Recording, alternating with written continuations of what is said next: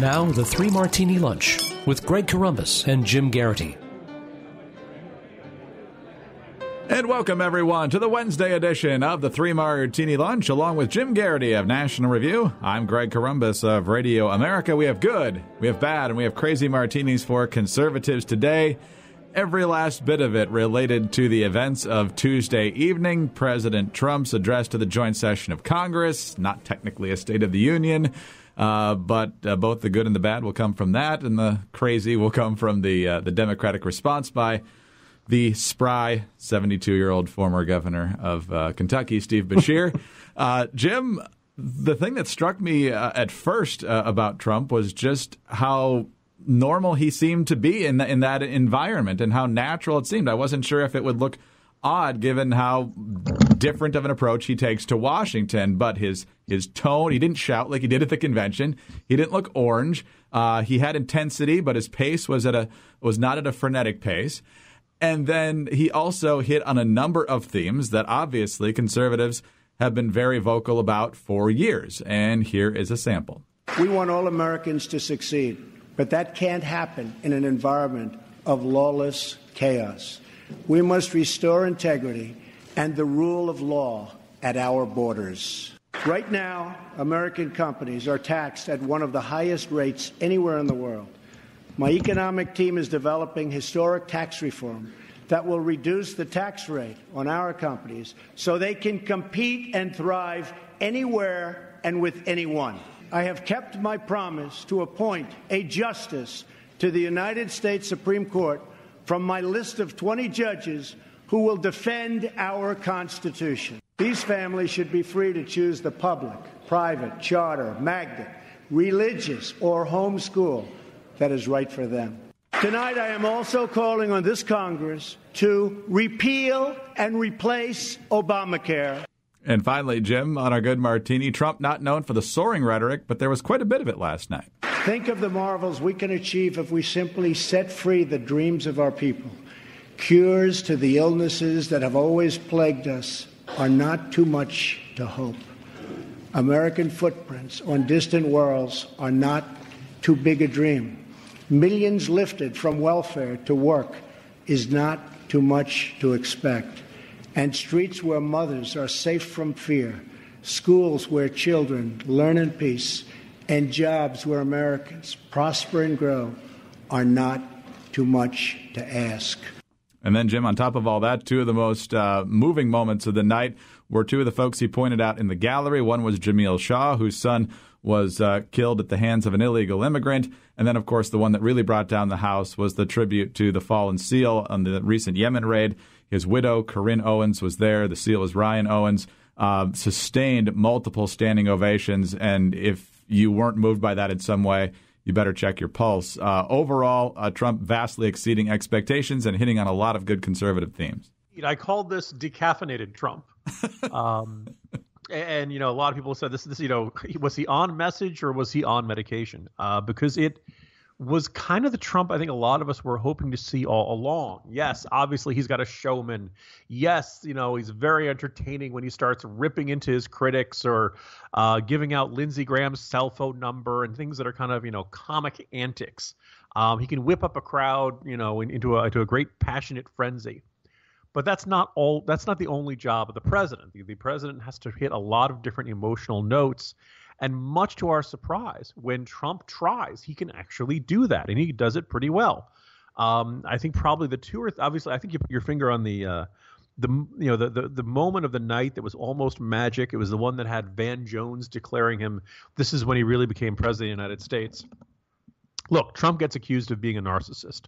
This is a guy who has a very big ego, as all presidents do, and probably everyone in politics does.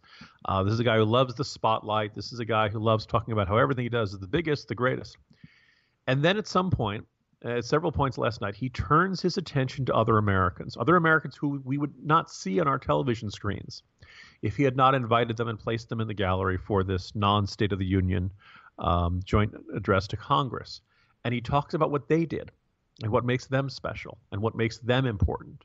And it's a very different moment we're getting from Donald Trump. And, whoever wrote that speech, hit it out of the park. The phrase etched in eternity.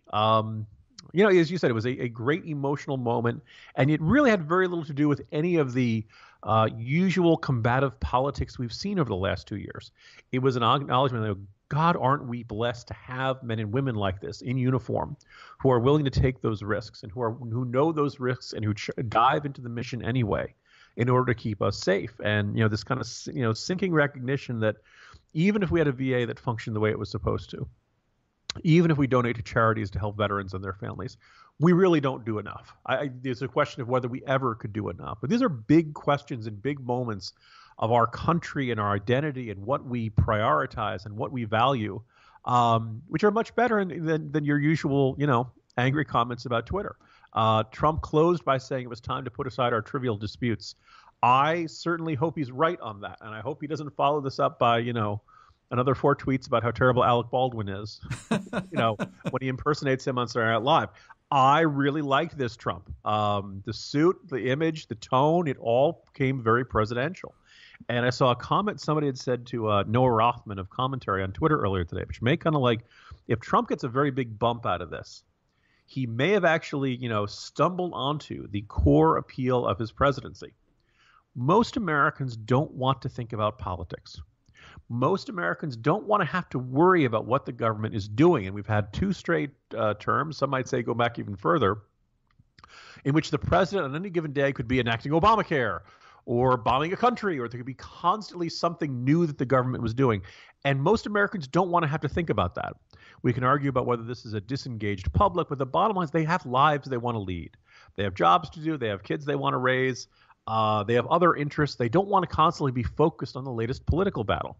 So if Trump acts like a normal president, maybe we're going back to normal times. And normal times look really good right now after the last couple of years. So bravo, Mr. President. I think he really hit it out of the park in a lot of ways and surprised a lot of us.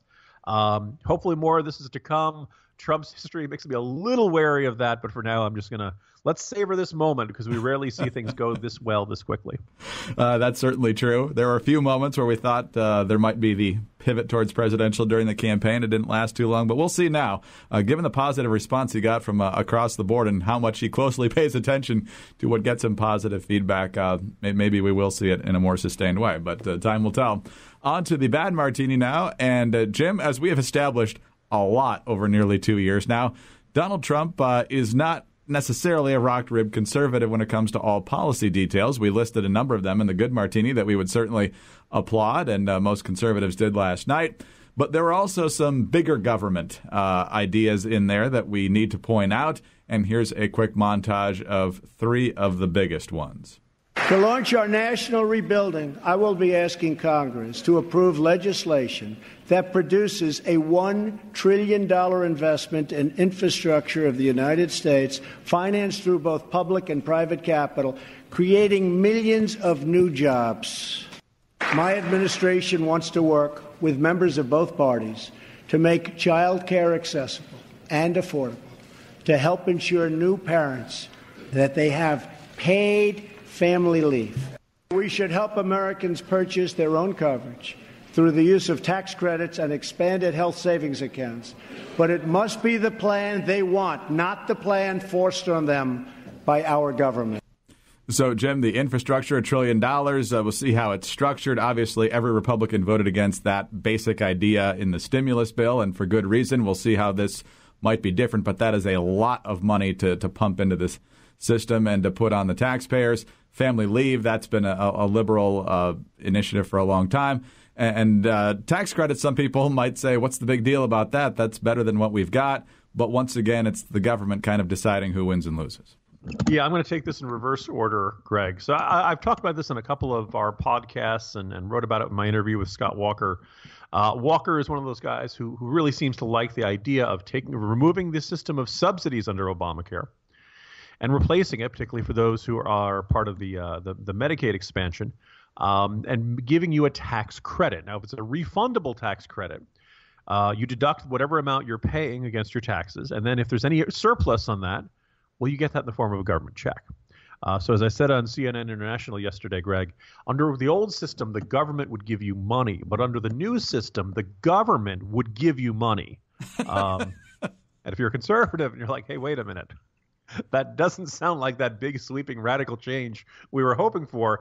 It's because it really, there's an argument that it really isn't. Now, Scott Walker and certain folks who like this idea say, look, a tax credit is part of the idea of moving people from government dependency and welfare to work. This is not simply the government handing you stuff. This is you're working. Like you're trying to move from a government program to becoming a self-sufficient working American. And we want to reward that. We want to, say you're doing the right thing and we want to help you out. And that's why this is not quite the same as just the government just handing them money. You may agree with that perspective. You may disagree with that perspective. But I think the Republican Party really needs leadership from the president on this. I would very much understand if President Trump's attitude is, look, I got elected by people who feel like they're barely getting by and that they can't afford anything. I'm not going to yank away their Medicaid coverage that they got under Obamacare. That's not going to be my first act that I do as president. I completely understand the Republicans' political reluctance. Having said that, if they go along with this, they're basically saying Obamacare has expanded entitlements. It has created a new benefit that the government is obligated to provide to you. And we, the Republicans, have signed on to this. This is one of the reasons we fought against Obamacare so much, because once the government gets in the habit of giving you something, it is very hard to stop that habit. On the family leave, you would just call it the Ivanka section. Yes. That's what she wants. That's what she believes. I think there are probably some folks on the right who might argue this is a ostensibly pro-family party. A pro-family policy. I think obviously a lot of employers would say, wait a second. I don't need the federal government stepping in and telling me what to do on this. I have a feeling that the politics on this one are going to be very tough to resist. Having said that, once again, we're creating another entitlement. We're creating something the government is saying that your employer has to give to you. And gee, that wouldn't lead to higher prices or anything, now would it? The third thing on the infrastructure spending, look, it's not like we're opposed to all infrastructure spending, but there's kind of this nagging feeling of, the first thing Obama did was pass a giant stimulus. One of the first acts of the Trump administration is apparently going to be to try to push through $1 trillion infrastructure spending program that looks an awful lot like the stimulus. Let's hope those jobs genuinely are shovel ready this time. No doubt we have genuine infrastructure spending needs.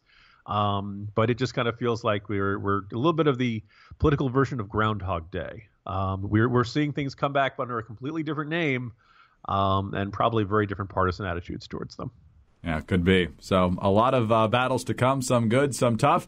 Let's move on to the final martini now. And Jim, it's always tough to give the response. Steve Beshear, for some reason, was the choice of the Democrats this year. He's not a rising star. He's not even in office. He's the opposite of a rising star. He's a declining star. He's burned out. Yeah, and so, but as I was pointing out to a friend last night, he's 72 years old. If, in fact, he's hoping this was a launching pad for 2020, and we're about to point out why it probably won't be, he'd still be younger than Biden or Bernie Sanders. So he's kind of the young pup in this emerging race for 2020 for the Democrats. Jim, there have been some awkward moments for Republicans giving response. Your favorite governor of recent years, Bobby Jindal, with the staircase didn't go so well. Marco Rubio. You take that back, Greg. That speech was a masterpiece. Brilliant. No one appreciated it. No one understood. Marco Rubio with the water. Everyone made a lot of fun about that. But neither of them, nor any Republican that I'm aware of, ever actually identified himself with the other party. Here's how Steve Beshear started on Tuesday night. I'm a proud Democrat. But first and foremost, I'm a proud Republican and Democrat and mostly American. What? First of all, it's in this diner, and the first shot was of the outside of the diner, so you weren't sure if it was a Saturday Night Live skit or the Seinfeld gang was going to show up. And then Steve Beshear spends a lot of time defending the most unpopular part of the Obama legacy, perhaps, at least domestically, and that's Obamacare. In 2010, this country made a commitment that every American deserved health care they could afford and rely on. And we Democrats are going to do everything in our power to keep President Trump and the Republican Congress from reneging on that commitment. So, Jim, finally, obviously he and the other Democrats were expecting a combative speech, so he went on to talk about how Donald Trump has been divisive and all sorts of other ways that it's been really ugly. And then Trump gives this soaring attempt at unity, and the vicious criticism from Beshear seems really out of place at the end. Yeah, let's grant that you're right. History has demonstrated that there's really no good, easy way to give a good response to the State of the Union or a joint address to Congress. Some people said that I believe it was Bob McDonnell did it to the Virginia House of Delegates. I believe Christy Whitman did it. If you do it to a state legislature and you have your own audience in front of you applauding, then it kind of turns out to be the equivalent. But as you said, yes, rising star after rising star has tried and fallen. It's as if there's a old gypsy curse on this role, and that anybody who has it will suddenly be struck by thirst like Marco Rubio or have something go terribly wrong. So maybe Steve Beshear is jumping on a grenade for the rest of the Democratic Party and doing the job that everybody knows you can't do well. And then undoubtedly the desire to have an audience, the desire to have not just one person in a room just talking to a camera is why they had the people there. But obviously it's not like the half dozen or so very white people in the background. Right? I mean, if a Republican did that, Greg, we'd be hearing all about the all-white vision of the Republican crowd, the white supremacist, white national. Look, I can't help but notice, but when the Democrats do it, it's totally fine. Basically, the entire message of the response is, "White people, we no longer want to frighten you. Please come back to us." And the other nagging, frightening feeling was just kind of this so they're all just sitting there, quiet, stone-faced. I think they've been told not to obviously interrupt. It's not like he had a lot of great applause lines in that, but Greg, tell me I'm wrong. The guy at the left of him, the older gentleman, I'm fairly certain he fell asleep, or at least I hope he fell asleep. I'm hoping that he did not actually pass away during Beshear's response. All it was missing was a "we thank you for your support" from Bartles and James at the end. Or the observation that he looked an awful lot like the guy who was the head of that Hale-Bopp comet cult. Speaking to everybody, but considering how the Hale-Bopp comet cult met its end in California, maybe that's the appropriate metaphor for the Kentucky Democratic Party today. Oh, fantastic. Most of all, I'm a proud Republican and Democrat and American. Oh, yeah. How well are Republicans doing? Even the Democrats are becoming Republicans. That's how. Oh, Jim, the night went far better than I think either one of us could have expected.